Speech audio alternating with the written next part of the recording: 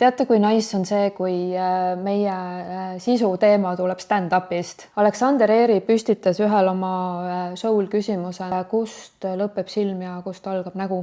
Ma siis räägin nüüd teile, kust lõpeb silm ja kust algab nägu. Kui öeldakse niimoodi, et ärge näokreemi silma ümber pange, siis aus küsimus ongi, et aga kuhu maani?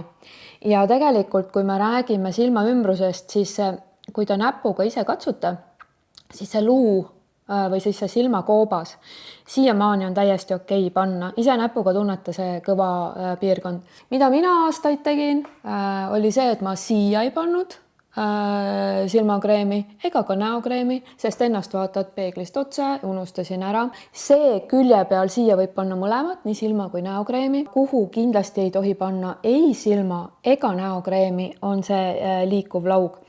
Sellepärast, et see on hästi rasune ja ei ole vaja enam sinna piirkonda rasu juurde toota. Nüüd jällegi, mida teha siis selle piirkonnaga, mis on siit kulmu alt, kas siia üldse tohib kreemi panna? Loomulikult võib panna, kui on seal kuiv, kui on selline kare, kui on punetav. Jällegi, jälgige seda, et see kõik see kõva osa siia on okei panna, aga nii kui tuleb juba see pehme nahk ja see on, tunnete näpuga ära, et on rasune, siis ei.